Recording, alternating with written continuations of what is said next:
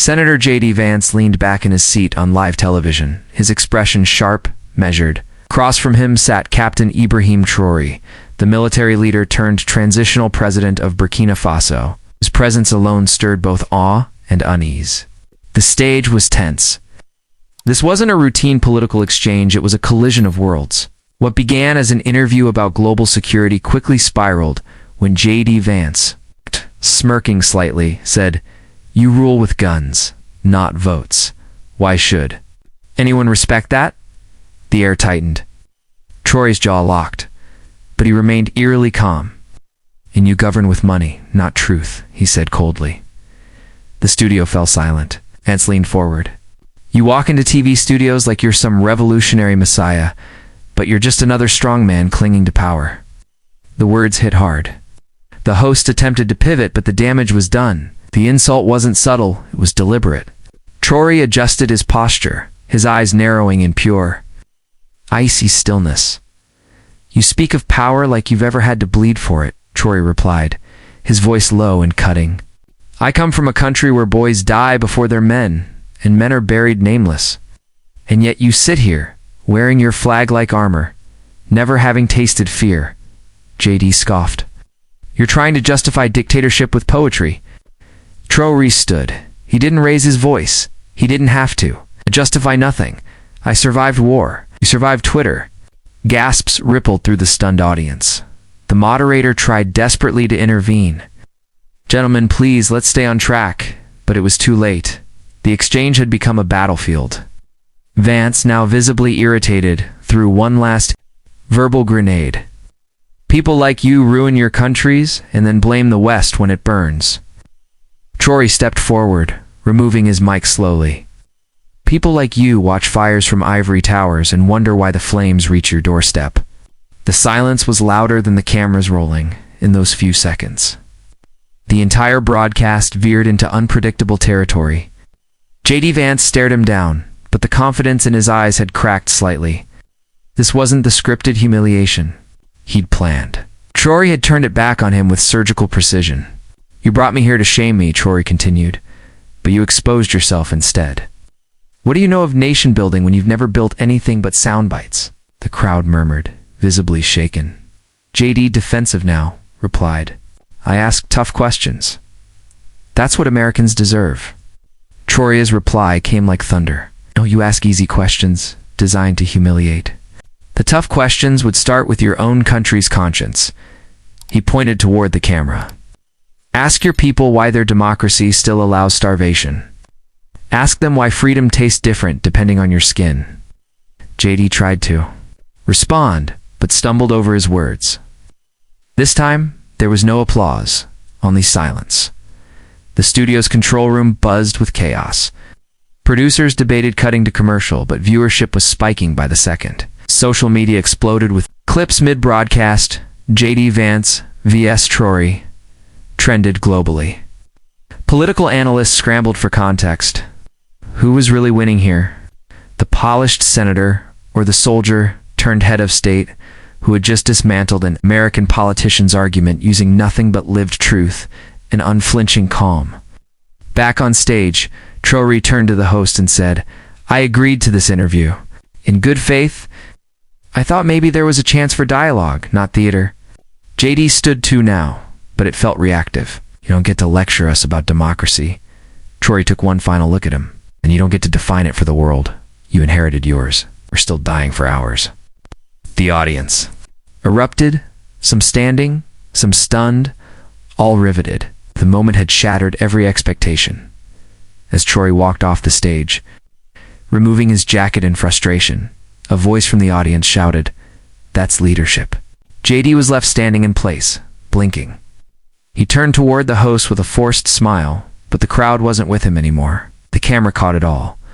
A man who came to dominate and ended up diminished. And another who refused to be belittled even when outnumbered. America had tuned in, expecting fireworks, but what they got was a reckoning. Within hours, international outlets replayed the clip with bold headlines.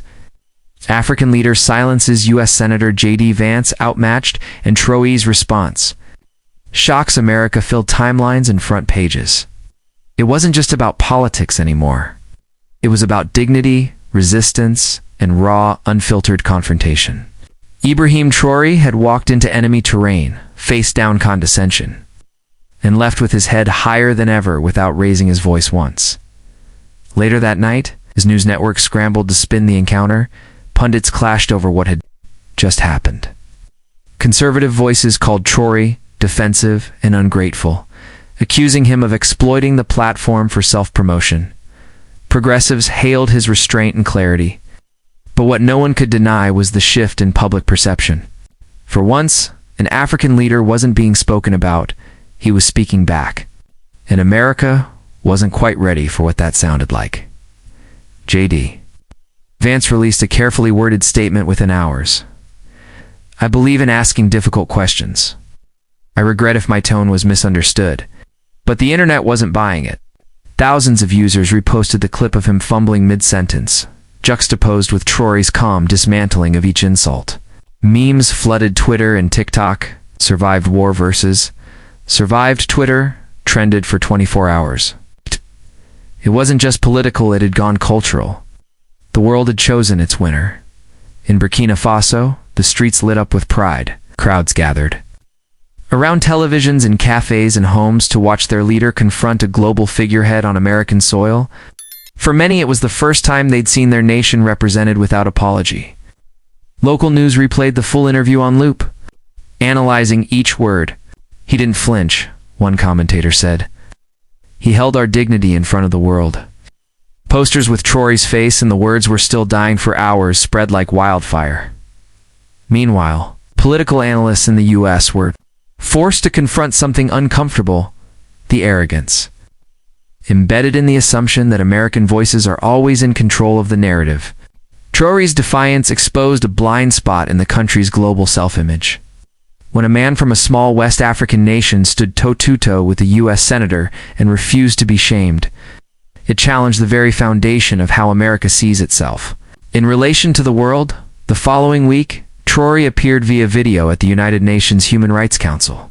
He didn't mention the incident directly, but the subtext was thunderous. Respect is not a gift to be handed out by those in power, he said. It is the bare minimum owed to every nation. Every person, regardless of geography. The applause was loud and long. Even diplomats from nations that had remained neutral during his rise nodded in recognition. Something had shifted. Back in the U.S., J.D. Vance avoided media appearances for days. His office released edited clips of the interview, carefully cutting out the most brutal exchanges. But it was too late, the internet remembers. The full version had been downloaded, reposted, and analyzed from every angle. Vance's attempt to corner a foreign leader had backfired spectacularly. Instead of weakening Traoré's image, he had solidified it, turning him into an unlikely icon of strength under pressure. Traoré, for his part, made no effort to ride the media wave, returned to Ouagadougou and resumed meetings with his transitional cabinet. Not a celebrity. He reportedly told aides, "I'm a soldier with work to do." But the people had already elevated him beyond general or president. He was now a symbol of resistance, of voice, of standing tall when others expected submission. The moment wasn't planned, but it would be remembered for years. In universities, professors replayed the interview in political science and journalism classes. The footage became a teaching tool. How power dynamics can be inverted, how dignity can disrupt dominance.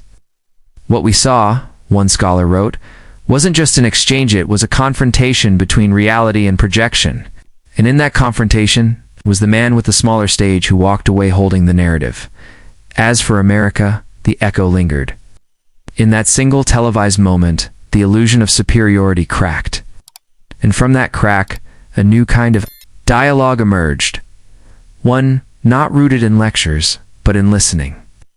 One where even the most unexpected voices could steal the spotlight, not through volume, but through unapologetic truth. J.D. Vance may have tried to humiliate Traoré, but in doing so, he exposed something far greater, a nation still struggling to hear the world when it speaks back.